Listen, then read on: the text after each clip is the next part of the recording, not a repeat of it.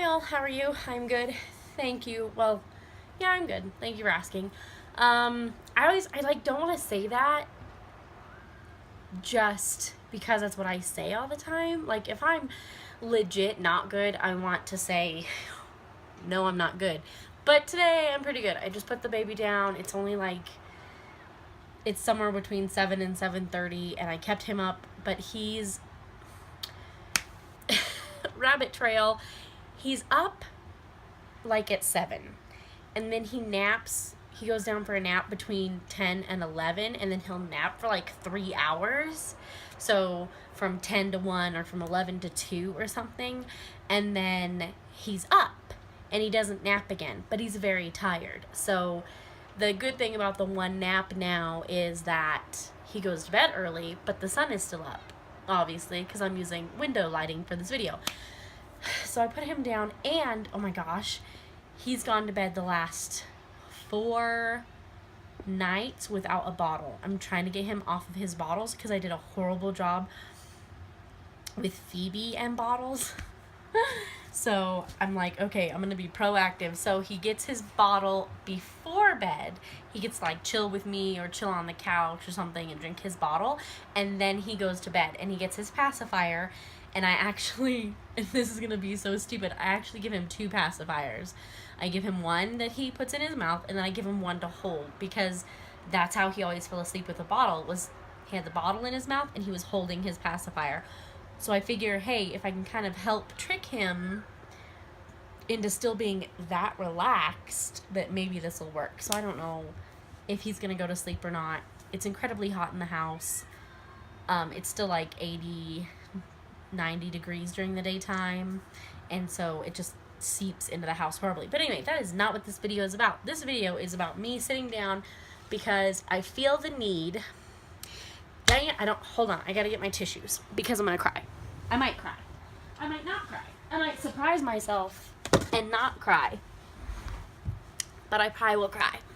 Just because I cry a lot, and no, I'm not pregnant. Like, that's the first thing I think of when I get very emotional and start like crying at the drop of a hat is I'm pregnant, but I'm not, so don't worry about it.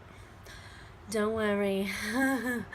I'm not. So anyway, this video, and I'm gonna sit and kind of play with my crochet while we talk.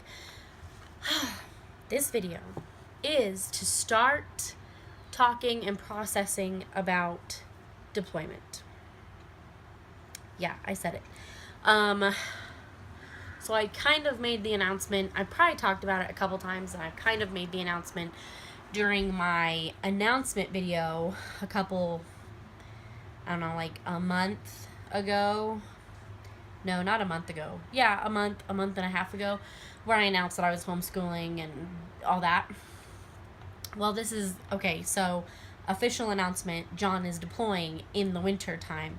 I don't think I can say exactly when.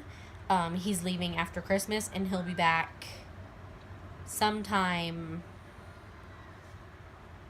around our 10th anniversary, I think. I don't even know. I don't even have dates. And if I did, I'm not allowed to tell you, so I'm sorry. And I can't say where he's going. But supposedly he'll be safe. Whatever that means on a deployment. We've known, I want to say we've known a year.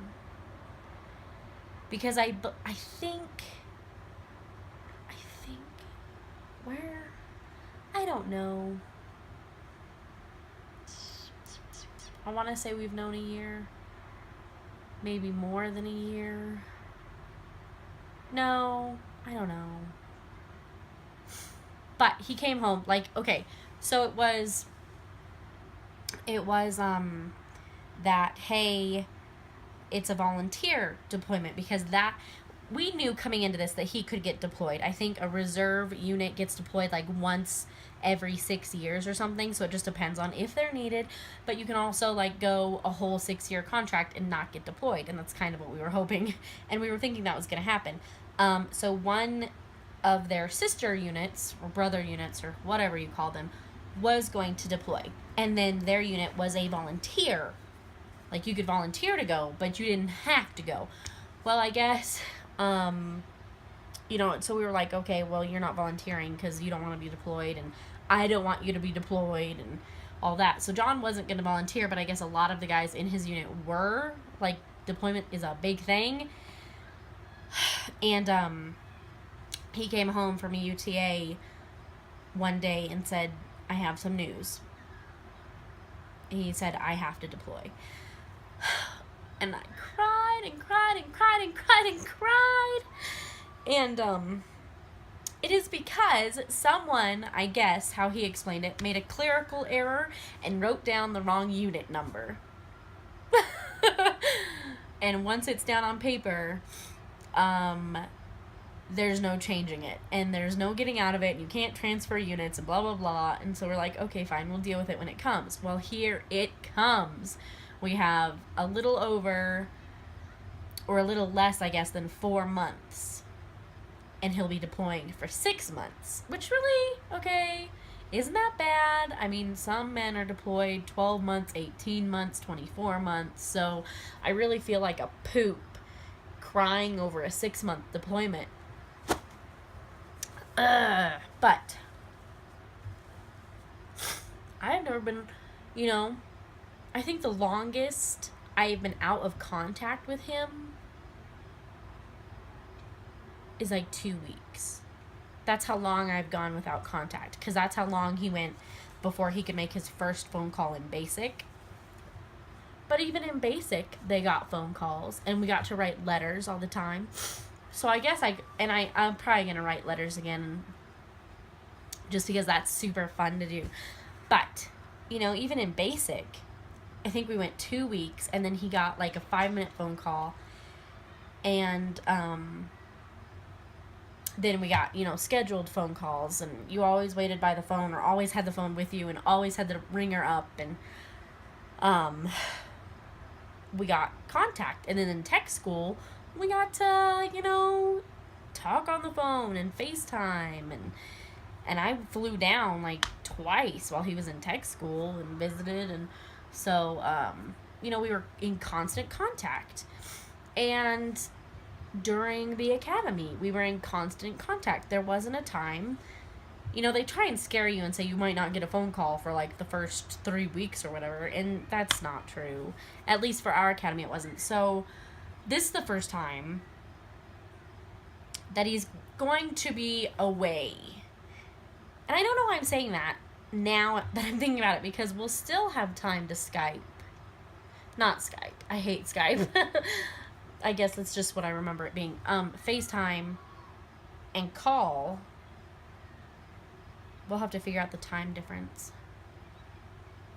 So I don't know. But he won't physically be here. It'll be 6 months of not physically being here. Like, even we went to his basic training graduation, and then I was with him a couple times when he was in tech school. And, this is going to be the longest time we've physically been apart from each other. I guess that's what I'm trying to get at. Like, not that we're not going to have any contact, because I'm pretty sure we'll be able to do some kind of contact. But yeah, so that's happening this upcoming winter. I wonder if that notification is okay, it will. Some notifications come and they sit, and then other notifications go back away. So I don't know. But so that is my announcement. And these are my first thoughts. We're gonna die. No, not really. No, we're gonna be okay. It's just gonna be hard. I apologize if you are family or close friends, because I do a lot of whining and prayer requesting and complaining and venting on my personal Facebook, and I'll probably be doing it a lot on camera too, once it comes. So I apologize in advance. But this is why I'm homeschooling, so that I'm not stuck for the spring semester alone in a new town, stuck on a school schedule. We can go down to see my grandparents, if we want to. We can go up to see my parents in Maine if we wanted to. I want to do that so bad, but Maine is very far away. But I want to so bad. And then We can like go to Georgia if we want to. We could travel if we want to and do our homeschooling. I'm not stuck in this little tiny town with no one I know. Like, the only one I know is my next door neighbor. Sweetest thing ever, but I can't do that for 6 months. So that's a thought, and one reason why I chose to homeschool.